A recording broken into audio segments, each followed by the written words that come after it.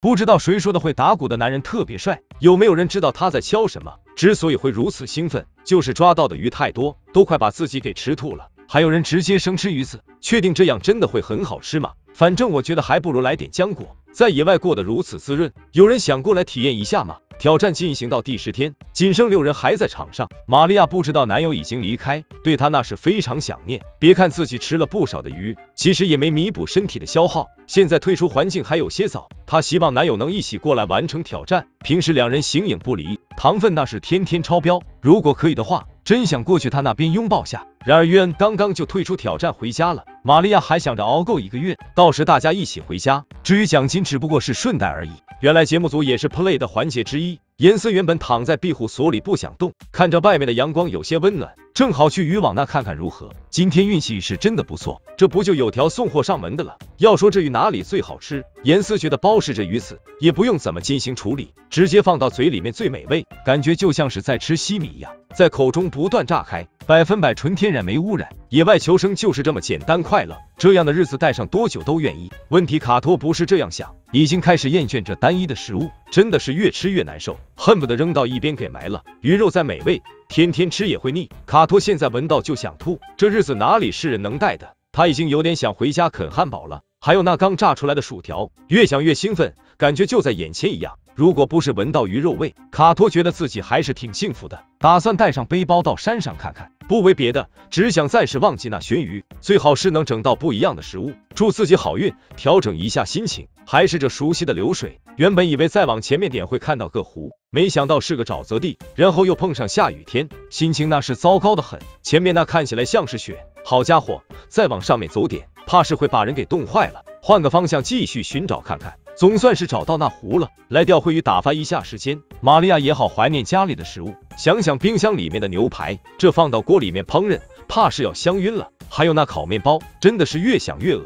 在这边时不时还能找到点宝贝，正好用来收集浆果，平时闲着没事就能来上几颗。没想到这么快就实现浆果自由，要不是怕把肠胃整坏，自己恨得天天当饭来吃。卡托虽然不想吃这鱼肉，但是肚子他饿了，没有办法，又只能继续啃来吃。强行将肉想象成甜甜圈，放到嘴里面慢慢品尝，还是那该死的鱼肉味，真的是要把人给逼疯掉。要不是看在奖金的面子上，他早就想扔到一边回家了。本来自己还挺喜欢钓鱼的，会将它们烹饪成各种美味，撒上一点点调料，幸福指数那是会上升很多。或许别人觉得天天有肉吃很好，但是对自己来说就是折磨，迟早会因为这鱼而放弃回家。像文森就非常享受大自然，内心那是从所未有的放松。如果不是还有家人惦记着，他很想就这样一直躺着享受。可能是年纪大了，老是回忆起当年的英勇事迹。自己家里有只会翻跟头的猫咪，经常邀请朋友来看看，时间久了就说变成自己妻子了。真的非常感谢那猫咪，也不知道还有多人留在场上，自己是能待1天算1天，保守估计1个月内就会结束挑战。挑战进行到第11天，严思到附近看看有啥好东西，别人都是弄什么工具用，或者是发什么食物吃的。好家伙，这鼻烟又是什么东西，都用过了，还拿回去能有什么用？你跟我说是拿去做调料，确定是真的可以吃的吗？就这样撒到鱼肉上面，他觉得味道还不错的样子，推荐大家都来尝试一下。鸡顿饿的那是有什么能吃的，都要放到嘴里品尝一下。希望渔网这边能给点力。最后发现就一条小鱼，也不知道该高兴还是失望好，感觉都能直接放到嘴里吃了。为了自家肠胃着想，还是拿回去放火上烤熟。不得不说加热后确实香很多，上次吃鳗鱼都已经是几年前了，这里啥调料都没有，弄出来的肉也不知道好吃不，里面的水不断往外喷涌，幸好不是很多，没有弄熄灭火堆。鳗鱼比想象中还要糟糕，里面到处是骨头，跟店里面吃的完全不一样，只能说可以咽下去就不错了。文森被雨困在庇护所里面，看起来那是有点伤感，啥事都做不了，只能在那回忆人生，活了这么久都没啥高光时刻，争取在镜头前好好表现一下，到时自己办戏时邀请大家来看，必须混剪的帅一点才行。卡托又开始整活了，在别人眼中只是一滩水而已，对他来说就是张地图，清楚的标记出周围的场景。不知道大家有没有看出什么？反正我就看到堆水而已，只能卡托这小脑袋就是转得快，他还想着去到远方看看，就是温度有点低了，现在都能看到有雪飘落下来，后面天气只会越来越糟糕，又多了个想回家的理由。平时还能敲鼓发泄一下，跟队友在那里吹吹牛，早知道就不来参加这挑战，不然现在已经飞到国外巡演。队友觉得他过来就是脑子抽了，不过还是希望能带着9点，真要是拿奖金回来，乐队休息很长一段时间去快乐了，天气暂时都不会有所好转，真怕把摄影机都给整坏。泰哥很想问问节目组，怎么这里什么吃的都没有，真的是会把人给饿晕去了，根本就没有精力去做其他事情。外面还下着小雨，饥寒交迫下只能靠着抖腿暖和，这边还有吃的送上门，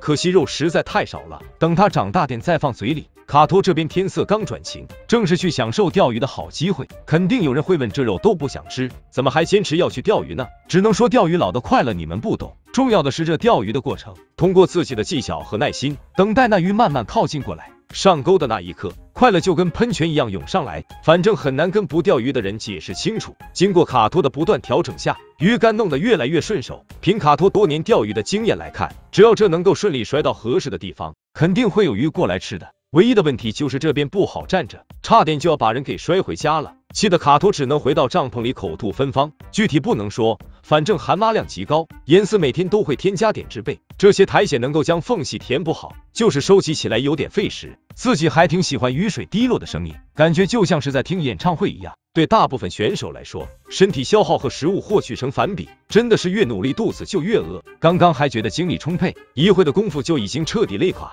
果然还是太高估自己了。所以说平时的好好锻炼才行。也不知道狗狗在家过得如何，虽然已经拜托人去照顾，但还是怕出现什么意外。平时都会跟狗狗去跑路，他们老喜欢自己去狩猎，要是能够跟来参加挑战，他都不用亲自动手，狗狗都可以带吃的回来。已经很久没有拥抱过了，之前在野外带着过得很开心，那时候狗狗才1岁多，已经懂得跟自己搭配。这次挑战结束后，带他们去其他地方冒险，越想就越难受，不能继续看着他们了，真怕下一秒就拿起电话说回家。其实最重要的一点就是来之前狗子受伤了，不知道恢复的怎么样。严丝宁愿自己受伤，都不想看到狗子受罪，看着情绪那是越来越不对劲。我感觉他熬不到拿奖金那天，估计严丝都没想到会如此爱狗，实在是太不可思议了。以前知道喜欢，没想到会这么爱。玛利亚也是一边想念着男友，在一边让生活好起来。她能够感受到约恩在那边努力着。好家伙，有的选手虽然离开挑战，但一直能画面中出现。他过来参加挑战赚翻了，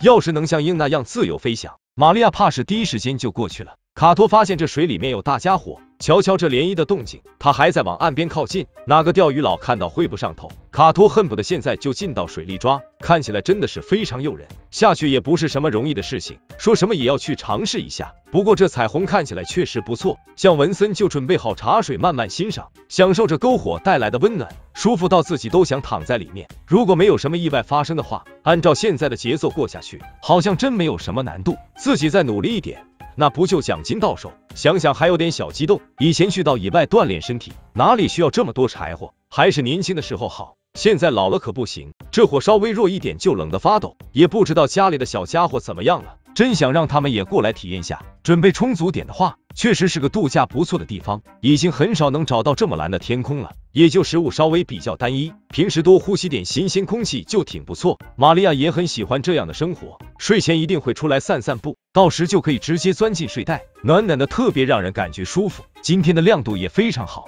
特别适合一家老小过来度假，有时运气好的时候还能看到有鹿出来溜达。玛利亚每天都能欣赏到大海落日，好看是好看，就是特别容易想回家。也不知道约恩在干嘛，真想自己先回家让他去拿奖金。他俩不愧是情侣，想法都一样。约恩昨天就已经回家躺着了，玛利亚还不断往对岸呼喊，希望男友能够听到，心情又变得开心起来。严丝太过思念家里的狗子，精神状态并不是很好，目前还有点鱼肉能吃，干活的实在太过用力，把自己累得都不愿意去干活，一直在思考该怎么办好，回家能够做很多不一样的事情。其他选手也有各种各样的烦恼，谁拿起电话要退出挑战，那真的是一点都不奇怪。大家猜猜是谁扛不住要走？卡托已经开始敲击起来，难道是在欢送自己回家吗？虽然没有专业的乐器，但从手法上看就知道是专业的。他通过这发泄自己的情绪。你说卡托菜吧，又抓到很多鱼吃；说强吧，又没能继续坚持下去。不愧是玩摇滚的，就是那么任性。总算是将心中的压抑发泄出来。在这里待得太久了，感觉整个人都快要发霉。现在就要回家吃大餐，这奖金谁爱拿就去拿吧。很快就收拾好东西到岸边。我觉得卡托还是挺有机会获得奖金，如果他能忍受住这寂寞，凭借着周围的资源，待多几个礼拜也不是事。可惜卡托就是不愿意再努力下，他觉得还不如回家喝酒要紧。换作是你，愿意继续坚持下去吗？难道文森真有机会取得奖金？让我们一起拭目以待吧。天天都有鱼吃是一种什么体验？真的是随便撒个网，等上会就有好几条鱼，块头那是相当漂亮。高端的食材只需要最简单的烹饪，无论是蒸煮还是火烤，放到嘴里面那都是香的不行。难怪这么多人想来体验。当挑战进行到第9天，仅剩5人还留在场上。基顿知道自家身体撑不了多久，每天那都是超负荷运作，简直就是比牛马中还牛马。保守估计瘦了10斤有多，每天过来检查渔网，收获那是少得可怜，感觉鱼群都跑去过冬一样，完全没有来这边的一样。现在做梦都想着抓到鱼，也不知道其他选手过得怎么样。严斯表示湖里都是鱼，这不是撒个网就能解决的事情吗？瞧瞧那边还有鱼跳出来，再往前面走走就是渔网位置，觉得自己实在是太聪明，现在是时候展示真正的技术了。严斯觉得这次肯定会收获满满，然而很快就说被打脸，上面那是比我脸还要干净，他是无法理解为啥会这样，明明之前还能整到条鱼吃，一定是打开的方式不对。来到另一边检查看看，这不就收获到4条鱼了？所以说嘛，在这里怎么会饿肚子？肯定是挑选的位置不行，本来要条鱼就够了，一下子来这么多，实在是不好意思。要知道在野外最好存放的地方，那肯定就是自家肚子了，又是饱餐一顿的好日子。泰哥那边鱼群也是非常活跃，只要往那边游，怎么可能会空军呢？对此那是非常有信心。为了能够抓到更多的鱼，打算制造给木筏前往湖边。来这么久还没吃饱过，将岸边能有的木材收集起来，像这种形状比较怪异的拿去当船桨，确定组合起来能浮起来吗？我看着那是有点悬。随着时间不断推移，气温那是变得越来越低，都好奇其他选手过得如何。泰哥猜测有好几个选手走了，毕竟自己也有点想要回家。严斯倒是过得越来越滋润，除了有点想念家里的狗子，其实弄个木筏是个不错的想法，但是这边地形并不合适，没必要浪费力气在这上面，天气实在是太冷了，光是收集柴火就费不少力气，每天至少吃2条鱼才行，